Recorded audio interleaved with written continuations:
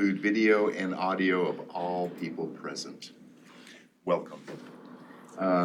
First item on the agenda is our citizens' comments. Idea that we do, and this is just for citizens. I want to bring something before our committee that it's not on the agenda tonight. It's not a public hearing item. It's just something that you want to bring to our attention, and we do limit that to 3 minutes each. Dawn, is there any, did you want to read this? Was it this one you were going to read on the record? I'm not going to read the full message. You can tell it's very lengthy message. I will include it with the minutes, but I did want to provide a little bit of a summary so you guys understood what it was. So they had written in Noah Prescott, and they had noticed that the Planning and Zoning Commission approved zoning changes for 2 proposed developments in Lewiston Orchards. They support additional housing and approve of housing density, but they feel that these approvals could burden these changes will place on an existing public infrastructure. They go on to speak about destination points, which are shopping, groceries, and they feel that these locations are about 1.5 miles from these destination points. And they wanted to bring up and possibly creating a walkable areas. They reference a book called Walkable City by Jeffrey Speck. And it pretty much, they summarize saying that most everything should be in about a 15-minute walking distance, especially these destination points. So they would like to maybe you guys to possibly rethink the goals for how we build our communities. And another one option they bring up is to maybe rethink and possibly remove parking minimums. And then they would like to strive for a goal of housing our residents in a way that enables them to live in walking distance from their main dwellings. Just a bit of a summary. Yes. And is there anyone in the audience that would like to have any comments that's not related to our public hearing tonight? All right, seeing none. The next item on our agenda is item number 3, and we're going to approve the minutes from February 22nd. Has all the commissioners had a chance to look that over? Mr. Chairman, I so move that we approve the minutes as presented from February 22nd. And I will second that motion. Thank you. It's been moved and seconded. All those in favor say aye. Aye. Those opposed? That motion carries. Thank you. Item 4 on the agenda, we've got the criteria that we developed that the staff wrote up for Mr. DK Holdings. It was the application for the zone change. And has anyone have any other amendments that we need to add to that?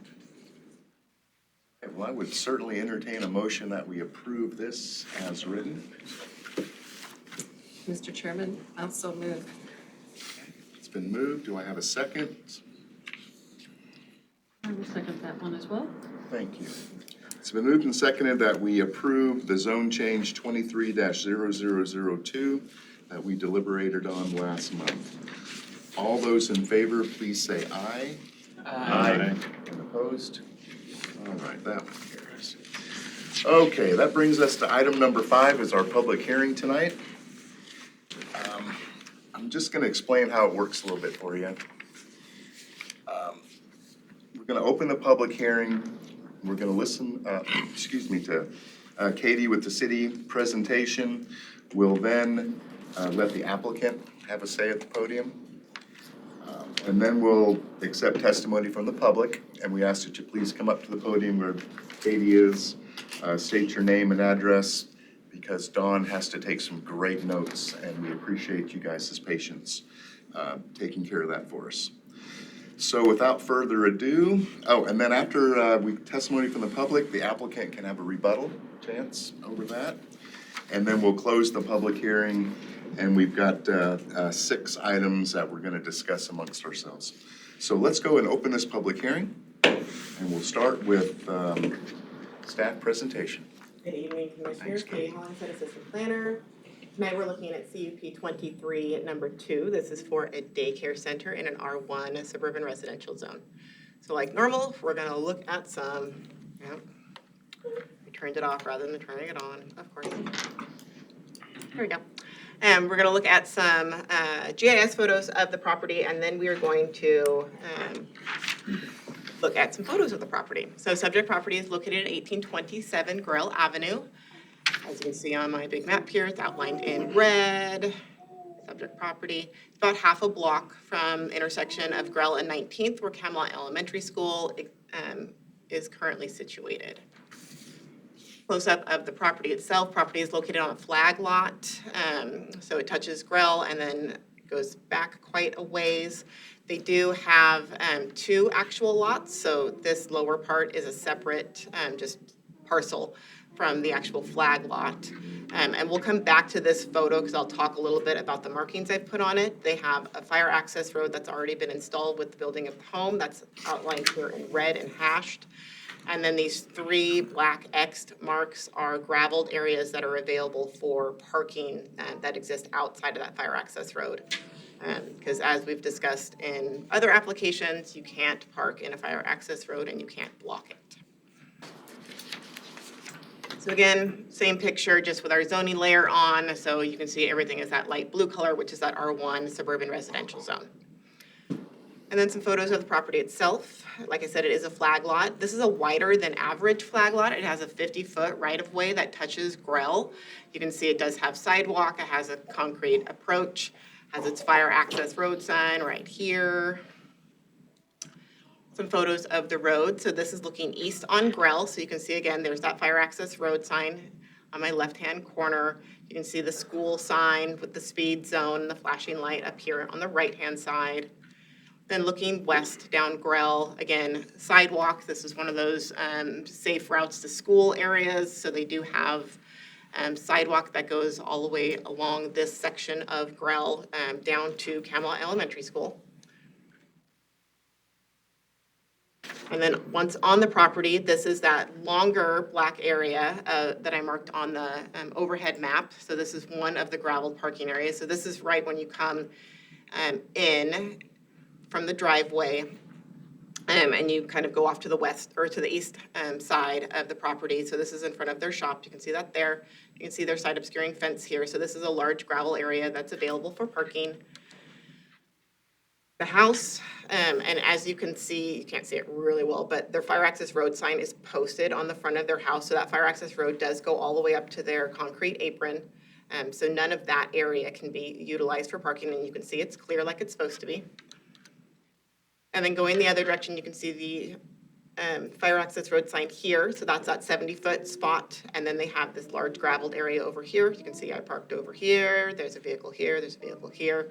There's quite a bit of room back here before you get to where they keep their animals. That's also available for parking. And as you can see, they have a very large shop here with these 3 very large bays available for other vehicles, other things that they own. So those items wouldn't be using up parking that would be available for either their employees or parents dropping off or picking up kids. And then this is their yard. So you can see in the back play structure, fenced area for the kids. And then they also have a patio that's back here that I didn't take a picture because I didn't feel like walking all the way to the back of the property because it's kind of a large property and it was a little cold and windy that day. So you're gonna have to take my word that there's concrete play area back here also, but you can see the play structure and that it's all fenced over here. Then we're gonna back up so we can look, nope, there we go. There we go. All right, so like I said, it is quite a large lot. So the main flag area is 1.16 acres, and then they do have that second parcel that contains that barn shop building, and that's about 0.29 acres. So almost an acre and a half of land area that they have available to them. Currently, they do have a single-family dwelling, like I showed you, and then they have that large accessory structure. And like we showed in the previous photo, the home and the property is approximately half a block from the intersection of Grell and 19th, where Camelot Elementary School is located, and does have sidewalk going from the subject property to Camelot Elementary School. Grell is considered a collector street, like I said, has that sidewalk going along that north side. Collector streets usually do experience a good volume of traffic, but those roads are also identified as being more appropriate for higher density uses, such as a daycare center, rather than like a local road, which some of the roads on the opposite sides of the properties would be considered. Local roads are usually, especially in the orchards, or sometimes those alleyways that became roads, and so they only have that 20 or 30 foot right of way rather than the 50 to 60 foot right of way you see on like Grell. Like I showed in the pictures, home is located about 260 feet from the roadway, does have that fire access road already installed with the signage, and has those large gravelled parking areas available for clients dropping their kids off, employees to park, and all the other necessary parking that might be required by just a family in their own homes. And when I visited the site, this area right next to the barn appeared to be where employees were parked. There were 3 cars there, and then they also had a trailer there. So that's a pretty large, it doesn't look really large on the picture, but it's a pretty large spot right there. And then this was a pretty large spot too. And I did do some rough measurements with our GIS tool, and I included those measurements in the staff report. So you could see kind of what we were looking at for amount of space that would be available for vehicles. Off-street parking code for a daycare center requires 2 parking spaces plus 1 per employee in the largest shift. I believe in the application, the Hoskins stated they have 6 employees. Am I correct? Yes. So that would be 8 parking spaces. So as you can see, I kind of divvied up. If you split them between the 3 areas, there would be ample parking available for the 8 parking spots that would be required, given the number of employees on site at any one time. Like I showed you, this section of the road, so Grell for the most part is 35 miles per hour. This section of road, starting right where their property starts, is where the school zone is, and during school hours would have that flashing light and is signed for the 20 miles per hour. So the hope is that's where people slow down. We all know that's not always the case, but that's the hope, that because it's a school zone, you would see traffic slowing, which could help with traffic movements in and out of the subject property. The Public Works Department did comment as part of their review that there was ample area for pickup and drop off, and all the parking would be on private property, which is something that we consider, not having vehicles stopping in the road if you're dropping kids off. They also noted they've worked with the Hoskins in previous applications, and they both understand the importance of pedestrian and motor safety when accessing the child care facility. And otherwise, Public Works would be available to work with them if they had any additional questions. Fire Department's comments were that they need to comply with all the IFC, which is International Fire Code. They worked through that during the business licensing process and the inspections that the fire code officials do on the property itself. Their inspections also help determine through the International Building Code and International Fire Code what the total occupancy of the space that they're going to use for the daycare would allow. And when the applicants get up to speak, I'll let them speak to total number that they're looking to care for in the home. Also noted in the staff report, and I usually like to include this information whenever we see a daycare come through for a conditional use, is the number of daycares that have closed within the previous 12 months to the application. So I spoke with our business licensing coordinator, and she said that 7 daycares have closed in Lewiston since 1/1 of 2022. So that just increases the need for daycare. I think the applicant can speak to this probably better than I can, but pretty much every daycare in the city of Lewiston or even the city of Clarkston has a waiting list, and it's really hard to find somewhere that you could take your children for care, which can be really difficult for working parents and people who need that care for their children if they're unable to do so, during the day. And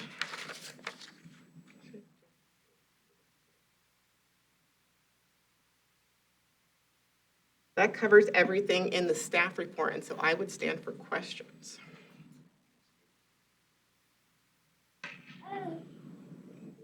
questions for Katie today?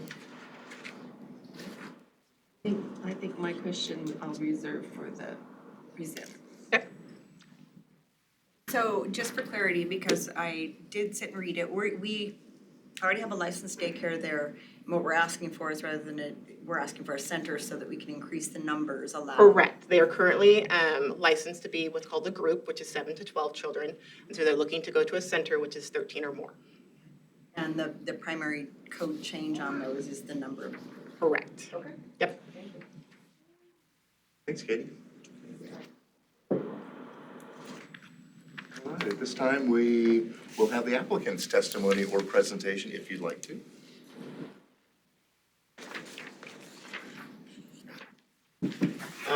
As State your Katie, name and your address, please. my name is Matt Hosking. My address is 1827 Grill Avenue. This is my wife Tanya Hosking. We both are co-owners for Auntie's Little Farmhouse Daycare, which is what this CUP is about tonight. We've been in business already for a little over 5 years with a group license. And with that group license, we are allotted 7 to 12 kids with a max of 16 counting before and after school. They up you a couple so you can have extra kids before school, then they go to school, and then after school you can do that, so you can't have a max of over 16 with that license. After we met this year with we had the fire department come up this year, and they were asked to do occupancy settings. And after meeting with the fire department, and we had roughly a few different meetings, we ended up finding out that we have an occupancy of up to 25, which counts not just kids, that's counting employees, anybody that's living in the home. So that would be us, my daughter, and then all the kids and employees.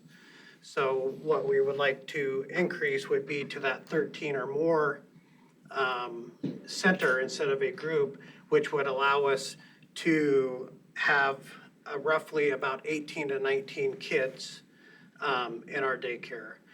We wouldn't go any more than 18 or 19 because at that point we would be over our 25 total occupancy that's set by the IBC and the IFC standards. Like I said, we're just mainly, like Katie said, she told you guys how many daycares have closed. Since we started this CUP process, my wife has turned away over 20 people that have called for daycare, needing a spot. Currently, right now, she holds a list of about 12 people, and most of those are willing to wait up to a year to get a spot. A lot of those spots are already reserved because a lot of our parents that have kids with us are pregnant, so we hold those spots for them. So daycare is a big necessity in our city right now. After COVID, now that everything's been released, people are all starting to go back to work. They're not at home anymore. These people are trying to find daycare facilities and they can't find them. And these people can't go to work. If they can't go to work, they can't support our community. So that is our biggest push on why we want to increase from a daycare group up to a center to allow us to be able to help facilitate and have a few extra children where we have plenty of staff to do it. Every year, Bonnie comes in from the state. We're always overstaffed for how many people we need per adult to child. We take that in high regards.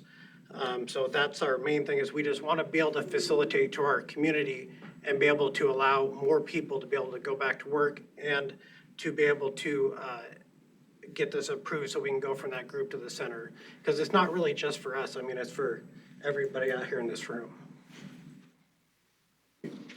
Yeah, we all know childcare is in big need in this area. So. And judging by the public testimony, we've got a lot of people that have sent letters in. Dawn, are we going to read those also? Or do you guys they're have in our questions packet, so we're good to I go. do. I have some questions. Okay, question for the applicant? Okay. Yes, please. Okay, so I see that you currently have 28 kids, but that's at different times during the day, I assume. Now, the 9 children that come before and after school, are they escorted to school and back? I was Yes, just. they're escorted every day. There's either myself or my staff member. Okay, and so I was noticing on your floor plan, so people come in, enter at the top of your house and go down the stairs? No, Do you have a, there's a you have a separate basement? entrance. You have a basement entrance? Yes, there's a separate basement, Okay, all right. basement entrance, which is on the east side of the house, which should be on the map too as well. Oh, it probably is, I just didn't see it. Yeah. Okay, thank you. Those are my, thank you. Yeah, we were required by the city when we put the daycare in, as part of the IBC and IFC guidelines to have a daycare in a basement, is you have to have 2 full egress exits out of a basement. One being our primary one going up the stairs, and then one being the one that we added. And then other than that, the additional rooms just have to have egress windows in them. So we've worked really hard with city planning, with fire department, and everything to make sure that everything that we do is up to code with the state inspectors, to try to, the biggest thing we want to do is make sure that first and foremost, the kids are safe and that are abiding by all of the city regulations and the state regulations. Appreciate hearing that, thank you. Just one point of clarification, I'm assuming then you also go and gather the children from the school Yes, in person and walk them home? yes, we do. Yep. The teachers and the staff and the principal, everybody know me very well there. My daughter went there for 6 years, and so I'm on all of the parents' emergency contacts, obviously being a half a block from the school. So yeah, nope, we go right to their classrooms where they come out of their classrooms, and then there's a staff member every single day that meets them there. Perfect example is today, they got out at 1:30, so we walk over and grab them every day, and we walk them to school every day. And that's also another thing to take into consideration is 9 of those kids go to our daycare, go to the school. So some of the stuff brought up about maybe people who didn't want it said because of the traffic. Well, almost half of our kids' parents are already going to be traveling that road to take their kids to school. So they're just driving by our house to get there. So really, it's not increasing any extra traffic in that aspect. Yeah, so you mentioned walking the kids, so obviously specific to Camelot. What is your age range? I have anywhere from 8 weeks clear to 9-year-olds. Okay. Any questions?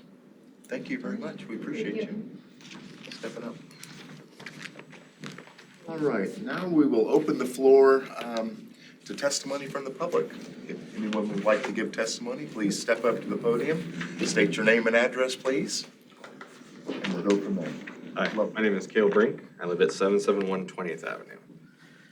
They've already spoke a little bit. I kind of want to speak to what Matt and Tanya mean to our children. Thank you guys for having us here tonight for CUP 23 number 2. I'd like to start by reading a quote by Elizabeth Stone, the author of A Boy I Once Knew. Making the decision to have a child is a monumentus. It is to decide forever to have your heart go walking outside of your body. That's by Elizabeth Stone. My name, like I said, is Cale Brink. My wife, Chelsea Brink, and I are here this evening to speak on the matter of approving Tanya Hosking's conditional permit use in regards to Auntie's Little Farmhouse in-home daycare. I have worked for the Nez Perce County Sheriff's Office since 2011 as a sheriff's deputy and now as an investigator. My wife started working for Maurice's in Lewiston in the mall in 2005 as a sales associate and has promoted herself through the ranks in the company of district leader. When we were young, we were cared for by knowledgeable and nurturing individuals, just like the ones that work for Matt and Tanya. My wife and I went to elementary schools in the area, then we went to Lincoln Middle School, and then we went to Clarkson High School where we graduated. We then attended classes at Lewis Clark State College and Walla Walla Community College. We started our life together in the Valley in 2009. We were married at Lindsay Creek Vineyards in September 2016, September 26th. So she knows, I remember that day. In reference to the quote I've just read from Elizabeth Stone, we made the monumentous decision to bring a child into this world and did so in January of 2018 when our daughter was born in Lewiston, Idaho at St. Joseph Regional Medical Center. I'm telling you all of this so you can see how invested we are in Lewis Clark Valley. Those within this community and those within the community like Tanya Hosking, who opened an in-home daycare, Auntie's Little Farmhouse, We chose Tanya Hosking to care for our daughter, our heart that walks outside of our bodies. We chose Tanya to be the one to look after her so we can contribute back to our local community with our work, the same community that we were raised in. Auntie's Little Farmhouse is a small business that made it through the COVID pandemic. And I say that as someone on the front lines as on the epidemic as essential personnel. And as such, my daughter needed a small business to take her in, and Auntie's Little Farmhouse was the one. And I couldn't have done it without them. In conclusion, an in-home daycare like Auntie's Little Farmhouse provides individual attention and flexibility with busy schedules that is absolutely necessary when parents are working long hours. I say that as I know Tanya and her staff care deeply for the little ones that are left in their care every day. My wife and I are getting our daughter ready in the mornings. Prior to getting her ready, we're not getting her ready for daycare. She's excited to hear Auntie's. She's excited, she says she's happy. Auntie's because it's not just a daycare. This is the second home for them, and Tanya and her staff care for their children, just like they're their own. Because these children that we bring into their home every day are in her heart too. She's their Auntie Tanya. Thank you for your time.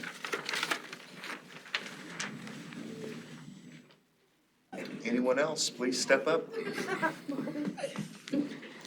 Welcome, please state your name and address, please. I'm Charlie Zumwalt, 3603 18th Street C, and this is Piper and Coco, and they go to Auntie's Little Farmhouse Daycare, and they wanted their voices to be heard. What did you want to say, Coco? What did you want to say, Piper? Do you remember? Well, they just wanted to say that they love Auntie so much. You want to say it? I love Auntie so much. And they, what else did you want to say? You don't remember? Are you too nervous? They just want to say that they want their daycare to stay open and not be in jeopardy of any more city council meetings and potential closings. But as a mom, I live in the proximity of the Hoskins as well as Camelot. I have 3 kids. I have a 14-year-old, an 11-year-old, and then Piper, who is 6. And we started out at Wonder World, which is a great facility. However, the transportation fee to and from school with daycare is $30 a day, in addition to your hourly rate of daycare. So before and after school students, this is a huge savings. There is no transportation fee for my kids. They're safely brought to and from school by somebody that's not just a daycare worker. They are truly like family. So that is a huge win in my book. That is $30 times 5. And if you have more than one kid, it is then $60 a day, and it just goes up from there. So that is a huge win. You are 5. You are 5. But Auntie's Farmhouse Daycare is not a regular daycare. It is a place where the children get to have that home atmosphere while balancing learning and curriculum. I don't know that it's been portrayed, but she pays and runs a preschool within the daycare. So not only are our kids being well taken care of in a home atmosphere, but they're also getting the learning component, which you don't necessarily get at all other daycares without an extra fee or just not at all. So it is a win-win for us. Just some statistics, kids that come from Wonder World or Auntie's Farmhouse Daycare are vastly far more ready for kindergarten because they sit in a classroom setting. They're ready learners, and that is just a huge impact on our teachers in our school district. So they're reading at advanced levels typically as they step foot into their first day of kindergarten. And that just contributes to the efforts made at the daycare. Wanted to share those. Okay, girls, what do we just, are you ready to go? Say bye.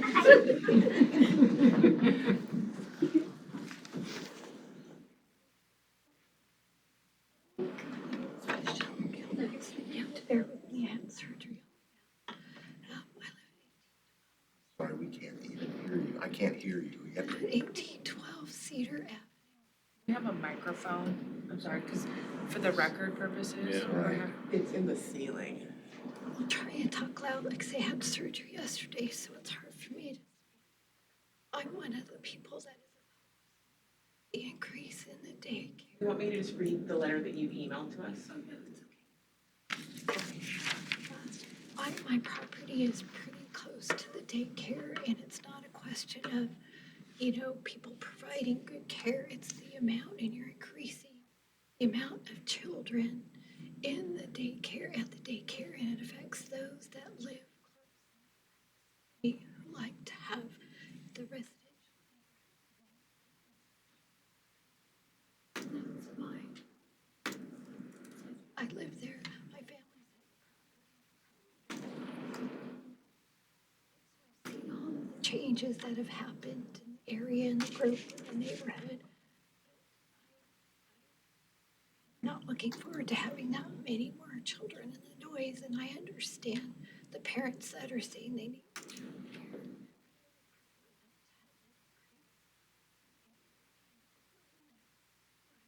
have, a place when I come home that I can rest and relax and that kind of. So what I gathered, I'm trying to listen as closely as I could. You live close by and you disagree with the additional children being at the center.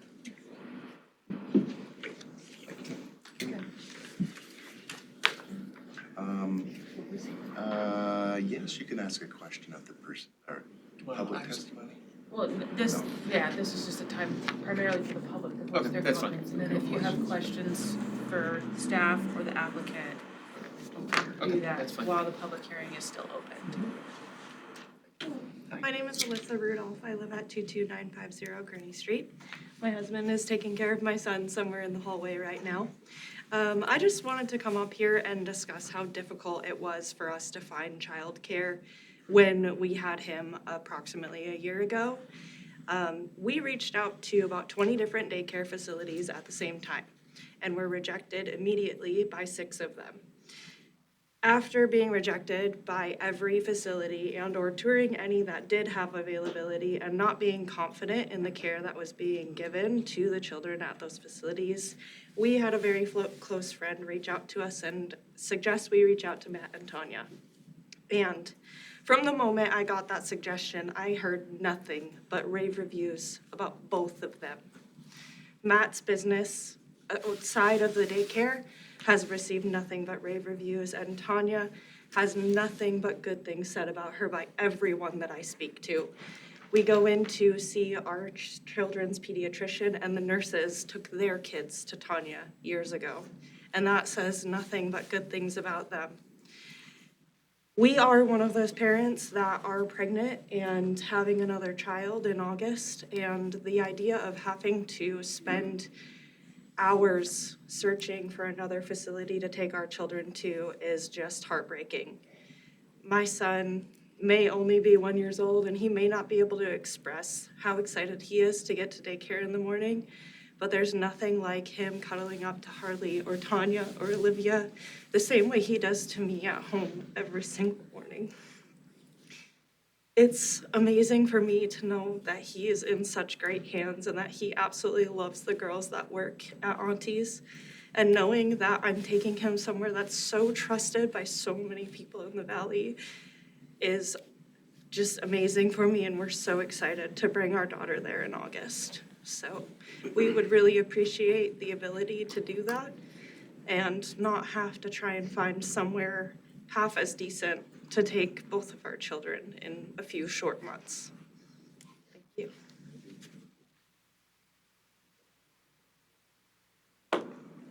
I'm Johanna Moosehead Frank, and many years ago when I was in Hillsboro, Oregon, I said we were going to be in a third world country. People says, you don't know what a third world country is.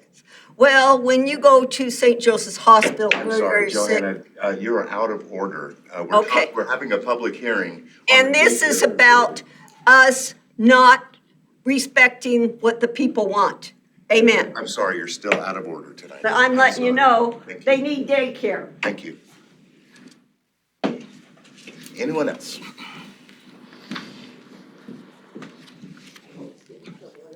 Hello, my name is Chantel Souther. I reside at 1322 Cedar Avenue.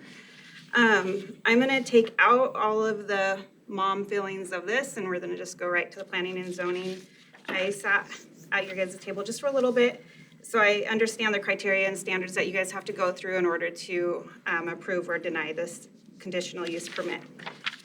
So I want to just point out for the first part is that they've been in operation for quite a few years, and Matt and Tanya have made a lot of efforts to ensure that dust stays down. They make sure to spray it during the summertime. They have the extra wide parking and everything for us. The drop off and pickup is way less hectic if you go to Matt and Tanya's and if you go to the schools, to the Boys and Girls Club, anywhere else. Upgrading the center is really necessary just due to the lack of the daycare in the facility. And some of the other options that we do have are so overcrowded and they don't feel safe. So Matt and Tanya always are, have their driveways cleared, have plenty of parking spots. They have lots of signage for us and all of that. I think that they've gone above and beyond all the city requirements as far as from city and planning, from the fire marshals, from the state. And then when it comes to the overall plan for the city, I think these guys really fit in there. They're providing a service that's allowing the city to grow in a safe atmosphere. They're allowing us to bring in more employers, just allow us to work and keep our kids safe. So, and they're providing that education piece that we really don't have in a lot of our daycares. So. For the noise complaints, I've pulled up when they're all outside playing, and it's great to hear kids outside playing to start with. They're always in the back. I don't ever hear them yelling. The staff really keep them under control and let them have fun. They always have great activities for them to do outside, so they're not just stuck inside a building all day. I understand that people have their residents around there and they don't like the noise, but I'd rather have my kids at this place than on 21st Street where we have lots of traffic. And I just really, really think that what they provide for us is very necessary, and increasing that I would fully support, and I hope that you guys do too. Any other testimony from the public regarding this public hearing? When are they given access to our emails? Please state your name and address, please. Sunball, 1826 Cedar. I live, my yard backs right up to theirs. When were they given access to our emails? I sent an email in Saturday night. I got it Monday. When were they given access to them? On Monday. On Monday. They showed up on my doorstep. I've had a wood stove in my shop for 8 years. I called the guy, asked him what this was about. He said, somebody reported I had an illegal wood stove in my shop. My shop's 5 feet from his property line. This is kind of coincidence that I get a ticket for something that I've had in my shop for 8 years because he knows I oppose this daycare agency. Also, I would like to know, obviously, it must not have been leaked out because they got it Monday and this came yesterday. This is the way he does stuff. 3 years ago before, we okayed 6 children, which I thought was fine. And 3 years ago, my girlfriend works graveyard. She came home. She said there was like 20 kids in that backyard. And she said it was so noisy, she couldn't even sleep in the house. So, I don't mind, the 6, but if they're gonna get over that, this needs to be moved to a commercial area because it's unbearable when they got that many kids in that backyard screaming out. And a lot of times it ain't the kids, it's loud, it's the employees yelling at the kids. I mean, I know we need daycare agency, and I don't care if they have 6 to 12, but more than that it's just unbearable in that yard. And that yard is too small. You guys have pictures of out the back of my window and from my back door. So I don't mind you guys having 12, but any more than that, it's just, we can't even use our backyard. We used to put up a pool, but we don't put it up anymore because what's the use in having a pool with a bunch of screaming kids in the backyard? That's all I gotta say about it. I'm sorry, but. Any other testimony for the public hearing tonight? Darren Tatton, 3529 6th Street.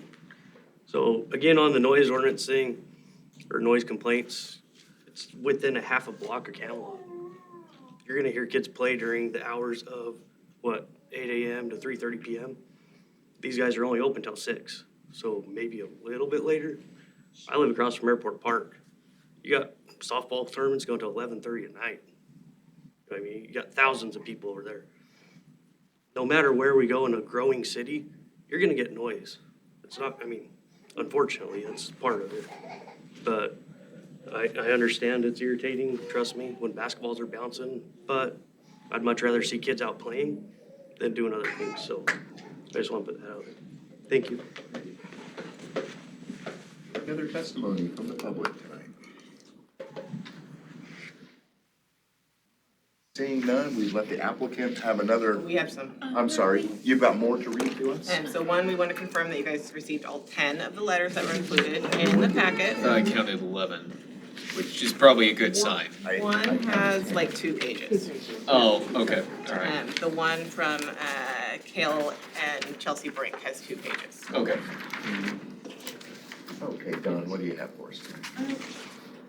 So my first one is Ralph Rogers, 1830 Cedar Ave, is in favor of the conditional use permit tonight.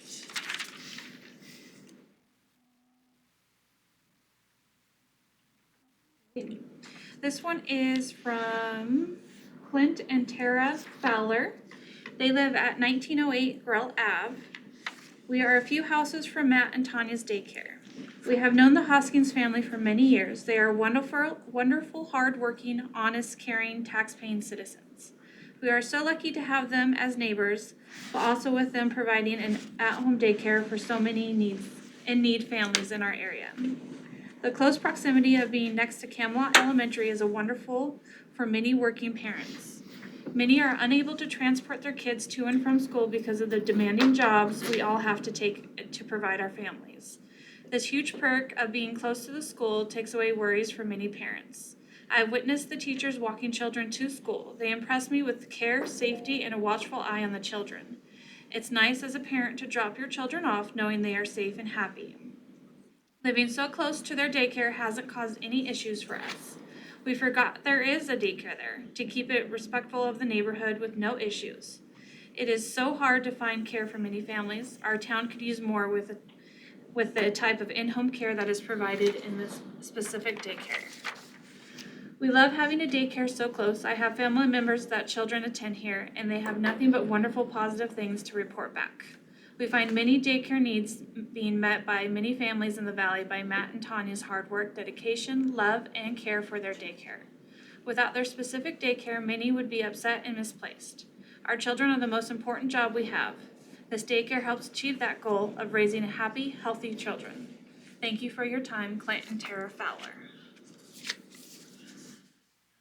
Do I need to read a Rick since he was here? Okay.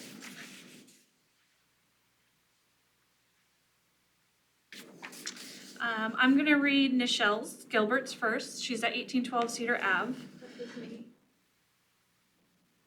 Yeah, I'm gonna read it anyways, just because it was written in, if that's okay. Yeah, Michelle Gilbert's. Okay. I'm responding to the notice of public hearing for increased amount of children at the daycare of 1827 Gorell Ave. I'm opposed to granting the permit for increasing the amount of children at the daycare business. This is a direct impact on this residential area and my quality of life, as this is where I can come home and relax in peace. We will see other increase in traffic and noise, etc. Note that not all homeowners work an 8 to 5 schedule. I had inquired about the proposed number of additional children for the daycare business. I was told the amount for the increase wasn't more. It is my understanding the fire department is the entity who approves the number of children based on the requirements for the facility. This could mean a lot of more children, traffic, and noise. This also will affect a larger area of homeowners, not just ones at 300 plus feet from the property or whatever the ordinance requires are for notification. I don't know what specific rules are for notification. Thank you for your time. And then the last one I'm going to read is from Rick Lundvall. To whom it may concern, I'm writing concerning the daycare located directly behind my home, ran by Tanya Hotskine. Last time I was sent a notice, it was a conditional use permit for up to 6 children. I disagree with the expansion of this daycare for the following reasons. 1, this daycare is located directly behind my home. When the weather is nicer out, the children are outside all day long. I have to listen to yelling and screaming all day long, not only from children, but from the staff as well. My significant other works night shifts as a nurse and sleeps during the day, which is impossible at times as the sound of screaming children permeate my home. 3, we were unable to use our pool or do activities outside due to hearing the constant yelling and screaming. It is impossible to enjoy anything due to the noise level. 4, ours is a neighborhood of retired elderly people, and it is a shame that this is what we have to listen to. 5, we have an elementary school a half a block away, and they are quite compared to this daycare. If it is this noisy with up to 12 children, which to our knowledge was only supposed to be up to 6, then what will it be like with 13 plus children? I built my home in this area due to it being a quiet neighborhood and the fact that this is a residential area. This daycare has no consideration to people who live here. The noise starts early in the morning and doesn't stop until 6 in the evening. I do not agree with expanding this daycare. Thank you for your time. And that is all I have.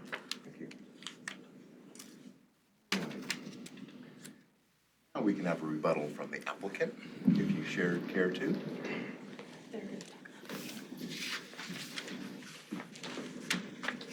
I'll start with the one from the lady from 18, I didn't get your name, from 1812 Cedar.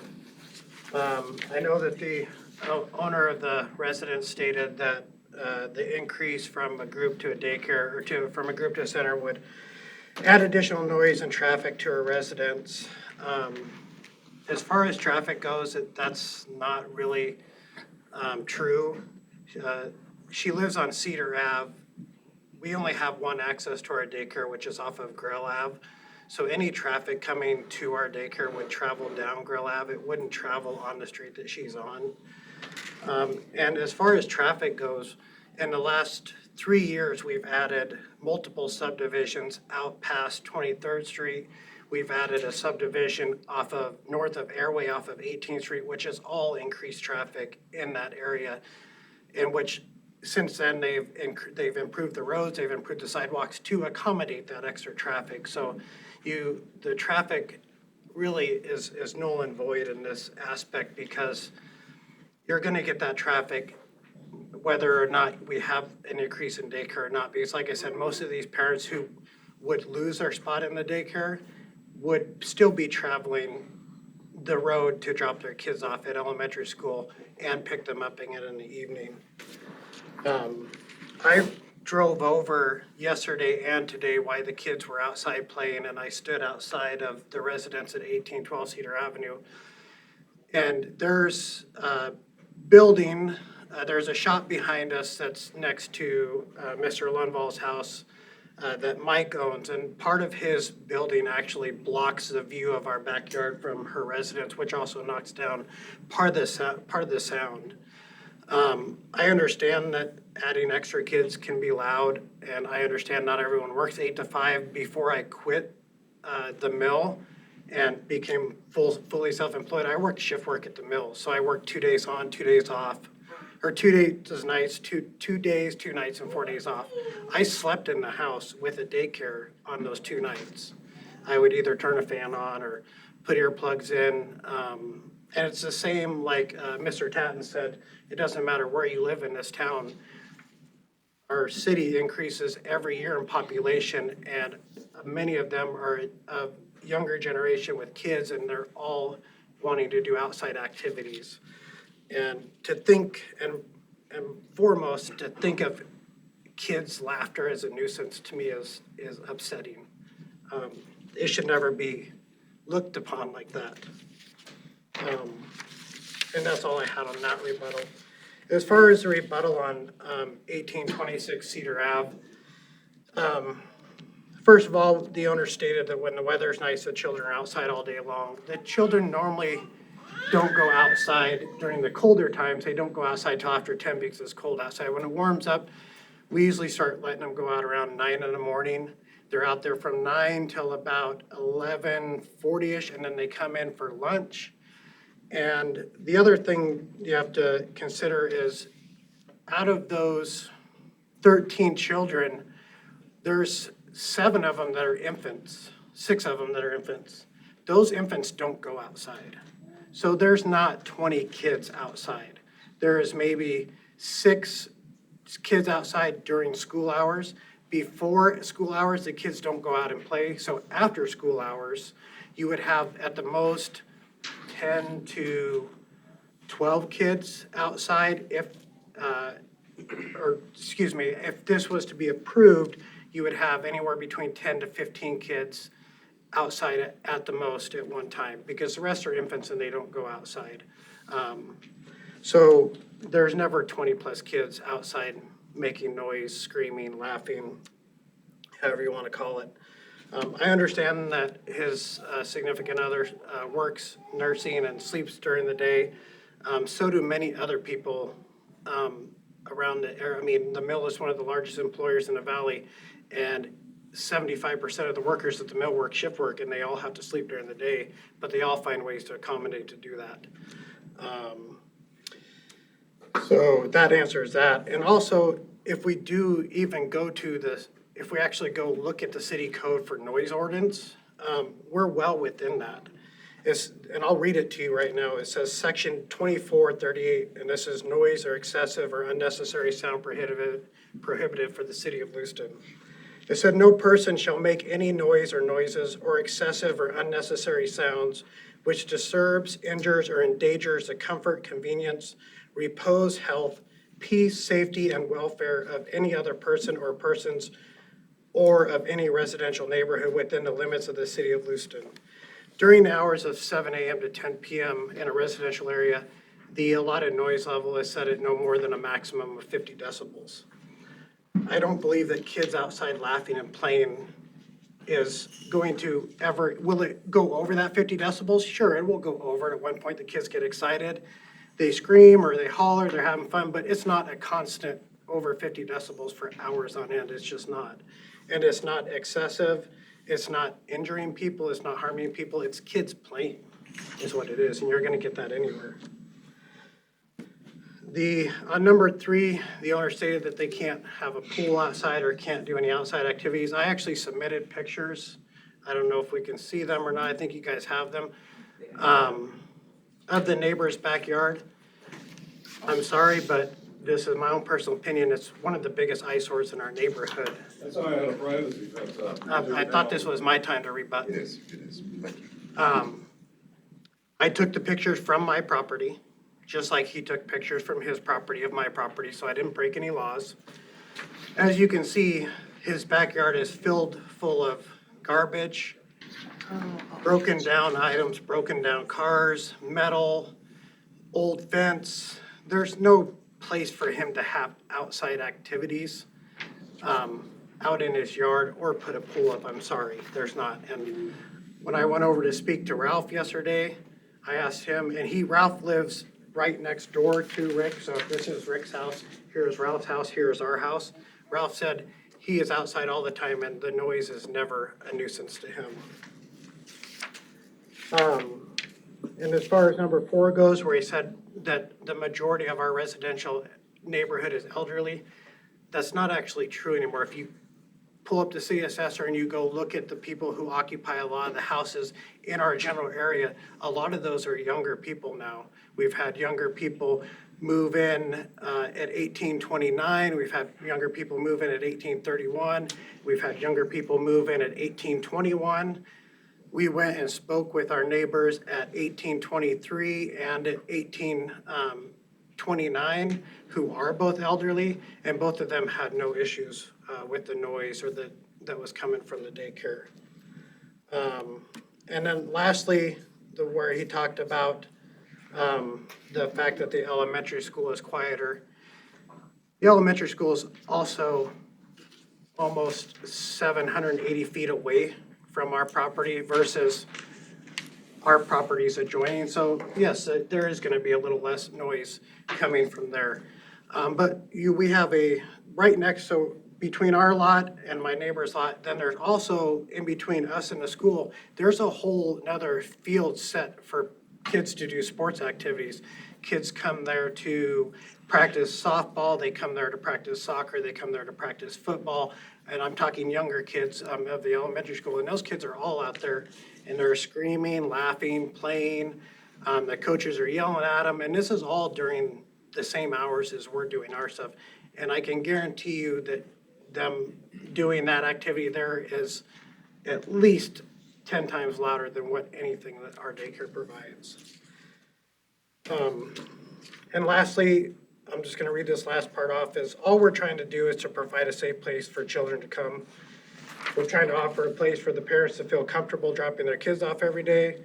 We want to provide a safe, a clean, and a stable atmosphere where the kids can come and have fun, they can learn, they can prepare themselves for as they get ready to enter into their school years.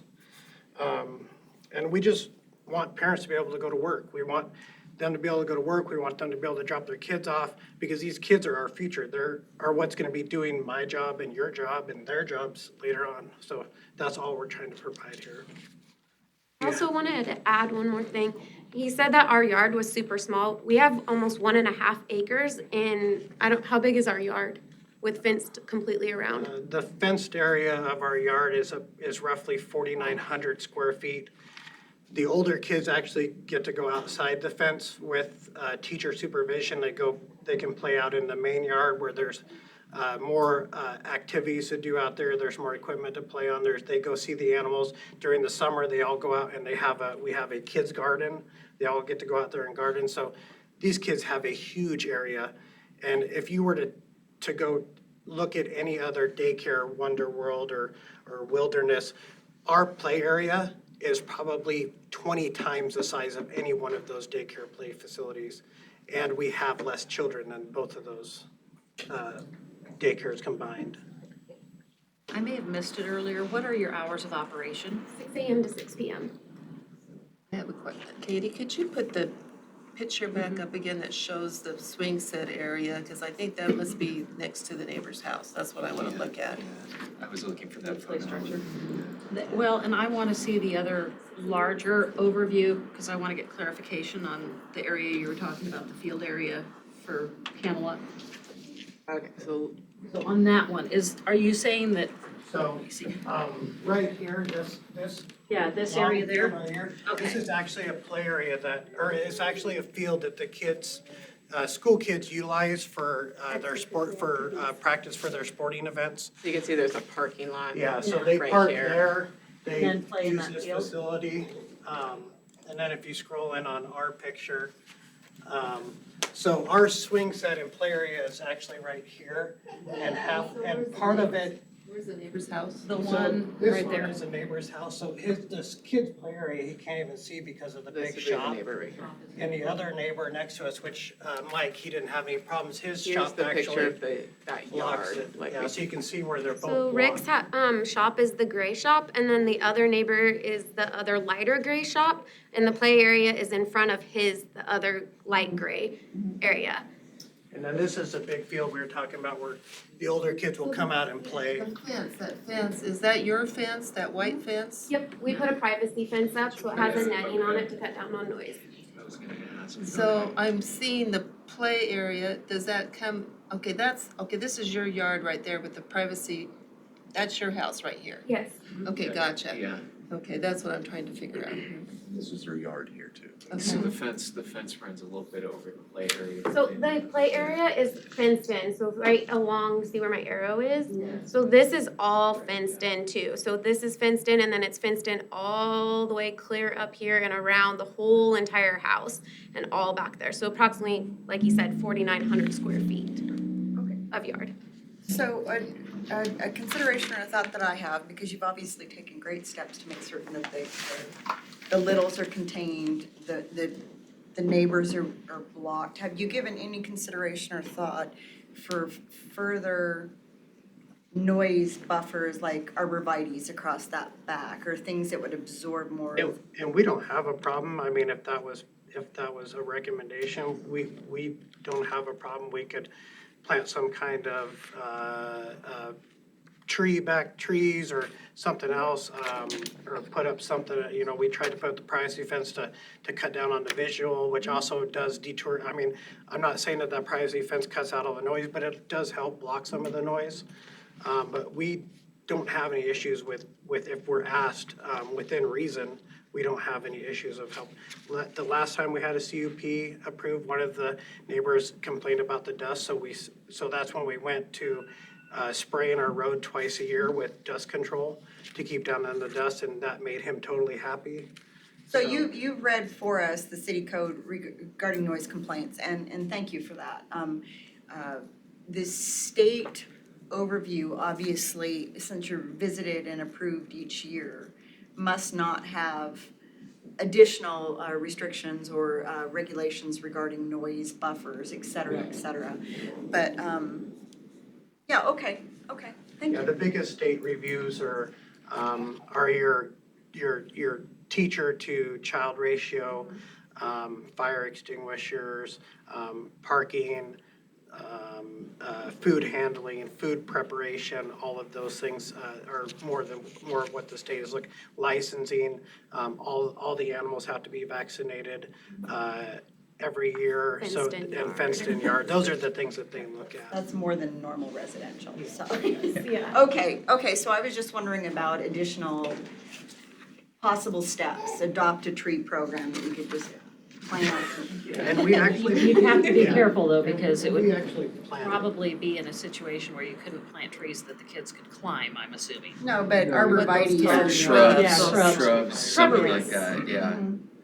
No, it's a noise buffer. We've got it around. I do too. Yeah. So just a thought. Okay. Thank you. Thank you, Chair. Mr. Kelly, I'm sorry. Just as far as the back fence, the privacy, what is the height of that? I mean, it looks like it's higher than a regular chain link. When I put it in, I put in a 6-foot fence. That's the tallest you can put in with the city without getting extra planning or permitting. Okay, thank you. Yeah, well, I was gonna say, my yard, I have a neighbor right next door, and they have 3 little boys, they have a lot of kids that come over and play. I can't hear them at all, but this is what we have a vinyl fence, just the regular 6-foot. Then we have arborvitaes, they're like 12 feet, 15, 20 feet tall, and they're thick. And we do have another little privacy fence for our hut, so we're separated double, but I never hear them, and I'm kind of disappointed because I like to hear kids play. But- Kids' laughter is the best. Yeah, but I think those shrubs really help absorb the noise, in my opinion. Yeah, like I said, if that was a recommendation, as long as the recommendations are in a reason and financial budget, I mean, if they ask us to put in a vinyl on arborvitae, I mean, obviously, we can't pull money out to put up a whole vinyl fence right now, but we can start saving for it. As far as planting them, we have no problem in starting to purchase a few and planting them. I mean, we're willing to work with all the neighbors to make it, comfortable and work for all the neighbors. We appreciate hearing that. If I may, we just had about 70 foot of vinyl put in for 6 foot to our back neighbors. And one of the trials of any community is how it changes, who's moved in next to you, how many kids they have, et cetera. And so every person is responsible, in my opinion, to mitigate what's important to them. I wouldn't ask anyone to drop 4K, and that's for 70 feet of vinyl. But That fence back there is 121 feet. yeah, that, I just hurt looking at it. So that might be unreasonable, but I think maybe a little sound mitigation would be beneficial, and also for those who have concerns, also sound mitigation on their part as well. Yeah, and the reason I put that fence in is the neighbor that had the fence there before, Mr. Lundvall, his fence was actually falling over and collapsing into our yard. So I put the fence in on my own dime, on my own installation with no charge to any of the neighbors. So. If I could add something to that, if you guys put. No, you're out of order, sir. I'm sorry. I'm sorry. Thank you. If you're willing to work with some mitigated recommendations, that would be great. Thank you. You take charge. What's that? You take charge. Thank you. Okay, thank you for your rebuttal on that. We're gonna close the public hearing now. And at this time, our group, we're gonna deliberate and come up with some recommendations for the city to recommend to the applicants. So without further ado, everyone has our list of criteria. And as we go through there, I would like to try to make an extra effort to give a reason why we are approving or not approving this particular issue. So that's my goal tonight. Number one, the proposed use will or will not result in conditions that will tend to generate nuisances such as noise, dust, glare, vibrations, and odors. And if so, any nuisances will be appropriately mitigated. I personally believe that this proposal will not result in conditions that generate nuisances. And the reason I'm saying that is because the applicant has already got a fence, has agreed with any ideas that we might come before him. So, does anyone else have any other ideas with that? Yes, I would like to take the opportunity to acknowledge the noise concerns of the citizens that came. And then, again, I appreciate the applicant's willingness to mitigate that. So I would say that it has the potential to create more noise, but our applicant is also showing great willingness to address that. And I would add that it's not just willingness, they've already taken steps. They've already been proactively trying to mitigate any noise. So, so I would, echoing that, I would say that it does cause nuisances, but in my mind, it's been appropriately mitigated. And the applicant is even offering more mitigations within reason. So we're all agreed, Yes. Kevin, on this? Yes, I just would. Mr. Chairman, now that will go in the minutes. Am I correct that the Absolutely. applicant has agreed to mitigate noise concerns? Right, well, Right now on that. we can recommend that as a sidebar. Yeah. Oh, Because okay. That'll be now the time that we would make those recommendations. We're not to that part yet. As far as the consideration, what you'll wanna focus is whether or not the proposed use will or will not result in conditions that will tend to generate nuisances. Or if it does, or if so, that any anticipated nuisances will be appropriately mitigated. Which could include your recommendation that the applicant provide some mitigation efforts, or that they provide a plan for mitigation, or something to that effect.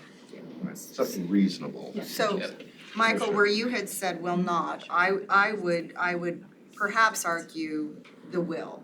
Okay, I'm okay with that. I would agree with Cynthia on that. The only hesitation I would have on that is that it's not a burden on the applicant, whatever we decide. So whether there's a price point to that or whether it's just a list of suggestions, I don't feel comfortable putting a giant financial price point on the applicant. I'd like to leave them some flexibility because they've already shown a willingness to mitigate the nuisances that have been shown. Commissioner Kelly. I have a question. So I agree with Gabe. Would now be a time when we would say, we would like the applicant to, moving forward, not putting a price or anything like that, but say submitting a plan for that during, moving forward? You would want to include that as a part of your recommendation to city council. At the end, okay, at the end. As far as, if you say the proposed use will result in conditions, and then provide like a recommendation for acceptable mitigation, that would change it to something that's within a reasonable standard. And remember, so on your sheet, it has like with conditions of approval, so that's where that would go, because this is not a recommendation to city council. Right, this is You where would we get to can make look at this this. decision, so you would put that, and you would probably want to, for the checkpoint of that, have that be like part of the plan that they submit, as part of their business license, if this is approved for the larger number of children, because they have to submit a site plan and a floor plan as part of that business license. So you could ask for that, showing that additional mitigation, whatever it is that the group wants to decide it's going to be included. Okay, Okay, all right, I just wanna make sure that we weren't gonna skip over that opportunity. All right, very good. Number two, this proposed use is or is not a public necessity. Is. I would have to go with Is, is absolutely. a public necessity. and justified. is justified by the applicant as, and deemed to be a benefit to the public.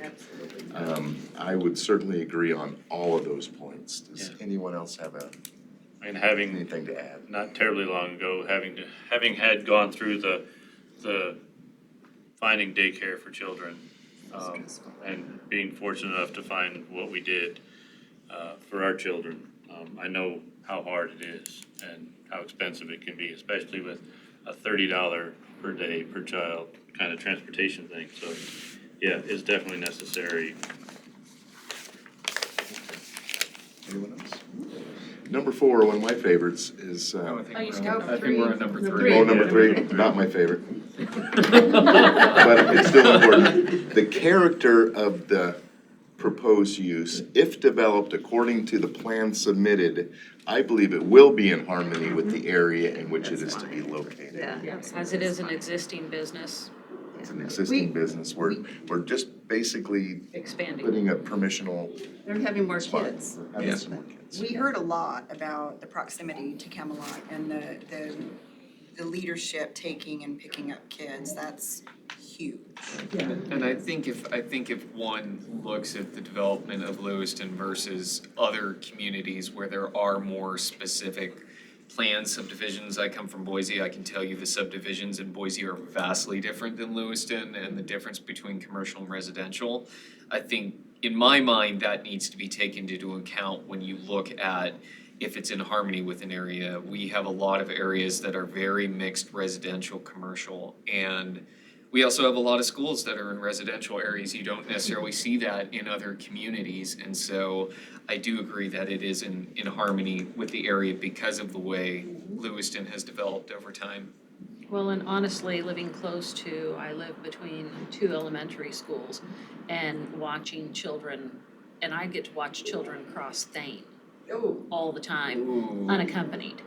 And so, to me, this is, the fact that they're, and little kids crossing Thane. And I mean, I know they have the crossing guards, but heading to Orchards, it is still just absolutely terrifying.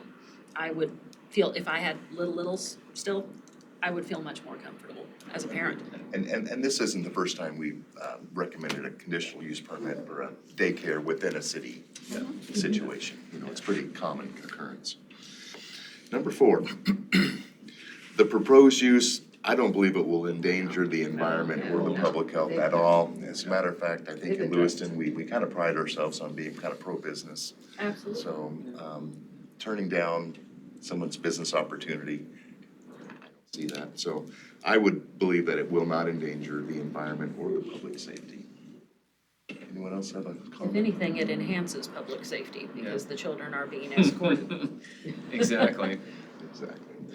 Number 5, the proposed use, I believe, will be in substantial conformance with the comprehensive plan as soon as we agree to this conditional use permit.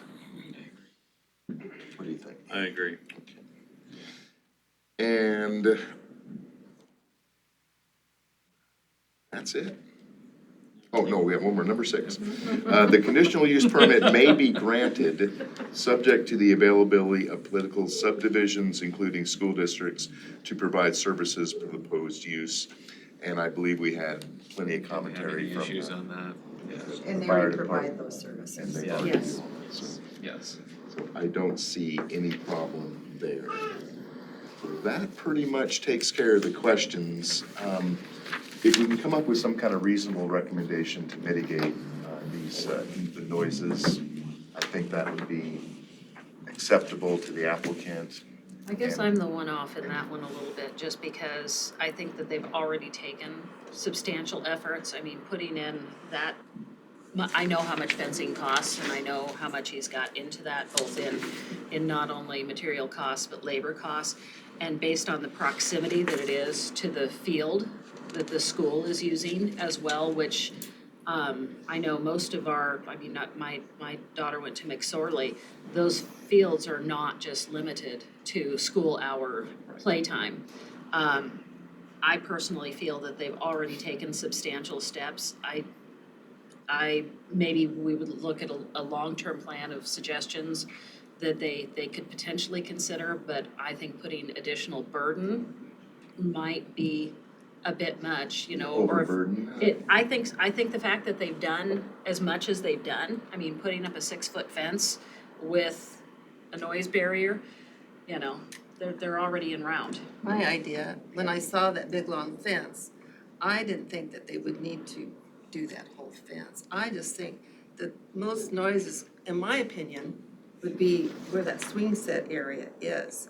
And in my opinion, if you had some noise barrier just behind that swing set area, from my experience with little kids, it seems to me like it concentrates kind of in that area. I guess my comment on that would be if you look at the map and look at where that swing set area is located, the buffer really is the two shops. The two shops back that, you know, they've already done the barrier fence there, and then you have two shops, so you have two solid structure buildings that sound would have to permeate to I gotta look at the picture. be annoying to Can I- someone. Can I ask? Okay, well, so as an individual who loves my little porch, is very close to retirement and cannot stand the barking dogs that live behind us and have problems with the 42 kids riding their bikes in front of our house and screaming at the top of their lungs, I'm very respectful to the residents who are struggling. So having said that, and I also really much admire what you guys are doing and what you've done for the community and what you've done so far to mitigate the concerns. So I'll say right here, very much respecting the concerns of the residents who've chosen to speak tonight. And also would say that as a show of good faith, without breaking their wallets, because this is they've got a vast amount of property and you have, distance alone is great. Metal shops echo. They will echo sounds. In fact, I have a kid in the back that can echo a sound that will wake anyone from the dead. And we have a metal shop. So what we've done is we've added the fencing. They've done that. We've added arborvitaes. Trees and bushes will muffle noise. So it wouldn't be that much to expect, maybe not the full fence line, but perhaps just around that play area where the littles are screaming and playing on the climbing things. Just as cost permits. And then that's a show of good faith to the individuals who are struggling. And it's also the individuals acknowledging that the need, what the applicants have come to do today, there's a greater need than unfortunately us being crabby about having screamy kids down the road or in these requirements. So I think that asking for some consideration towards perhaps planting, and we can leave it to them how much. But Once again, Commissioner Ball, that's awesome. Gabe, I think. So this is a question for Katie, not necessarily a comment. So if they were to put up whatever, arborvitae, shrubs, trees above the fence, would they need an easement to do that? above the fence. Well, this fence is 6 feet, right? No, hon, I'm not asking that. What, you put it in front of them. Yeah, I And would they say it would grow. have to probably be a. Well, no, I'm just asking that question. No. That, okay. No, so All right. site of clearing 12 feet tall. landscaping does not require a separate Okay, permit. all right, No, it could be 12, 20 feet tall. okay. All right, that's gonna be when the kids are all grown and gone. You know, grown really and my fast. biggest concern is I have arborvitae and I actually extended mine, and for a 2-foot tall arborvitae, it's about $10 now. This is why I was saying adopt a tree plan. Start a rally, buy a tree, keep so- a kid peaceful. Commissioner Kelly. And following with that, and Commissioner Anderson's, I follow that train of thought myself. That's where I was saying, I would think to suggest a plan that they come up with, not tell them what to do, but they're reasonable people, they know what's going I on. think that's a great They idea. just need a plan, they don't need us to say what or how much, but a plan. Agreed, Yep. thank you. And that allows them to budget for it, doesn't have to go Time. to the nitty gritty of, Because, yeah. I mean, I'm about that. sympathetic, I like to take a nap on a Saturday and, So we want to recommend Something quiet that as you come neighborhood. up with a reasonable plan as part of their business license. Once again, the to team make it- comes up with some great ideas. so, Nice job. Mr. Chair, I Yes, guess sir. I'll take this opportunity, to make a motion to direct staff to draft a reasoned statement, approving CUP 23-2, with the applicant providing a planned future mitigation of noise. You know, in that respect, you know. The word add reasonable. We've got a motion on the floor. I will happily second that, as long as reasonable is included in Yes. the Yeah. statement. Mr. Chairman, So could we you want have the them statement to be, the applicant review? will submit a reasonable landscape plan for additional sound mitigation? That sounds Yes, perfect. that sounds Perfect. We Look got at the that. wording I down. gotta write it out, so Okay. I need to make sure I got it. So, Thank you for having for the vocabulary that I don't. okay, we've got the motion, we've got the second. Are we ready to vote? Yes. All those in Yes, I favor, believe so. please signify by saying aye. Aye. Those opposed? Motion carries, congratulations. Our agenda, we've got staff, Katie and our communications. Katie, what do you have for us today? So we have a public hearing scheduled for the next meeting. It should be a quick one, though. It's just an additional public hearing on a previous annexation application that was already reviewed. One for a few weeks ago.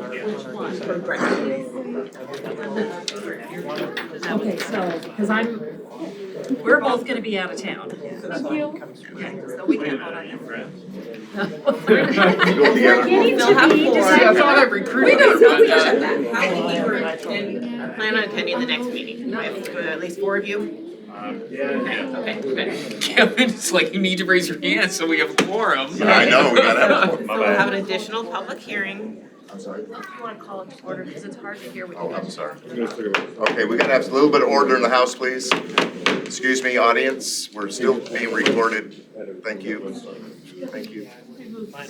All right, item number, okay, did we get all that hashed out? Everyone's gonna be, Okay, so we have four, At the we next have a meeting. forum, okay, we'll have a public hearing on the 22nd. We also have a public hearing already scheduled for the first meeting in April. We are still looking for a 7th commissioner, so if anyone knows anybody, what's going on? I'm working on a couple I've tried, I know, I'm still trying. I know you've done some good work, Gabe. Anyone else? Oh, the work Right, yeah, it feels so good. this guy sounds pretty good. But we did invite him to come participate with the comprehensive plan stuff. I was wanting to Do you have a comment problem? on this letter. Might not be here on the 5th. It's not on the 5th, it's on the 12th. Oh, my bad then. Then, Yeah, second yeah, I think I'll be here. We don't expect to see you here on the 5th. I'll be here on the 5th. Please do not be here on the 5th. Yeah. I will not be here on the 5th. Okay, we've got last item on the We agenda. have one on the 22nd and we have a new one on the 12th. Chair, I make a Is motion. the motion to adjourn. I'll happily second that, Mr. It's Chair. been moved and seconded that we adjourn. All those in favor say aye. Aye. Those opposed? Hey. Thank you very much. Kevin, we you. gotta do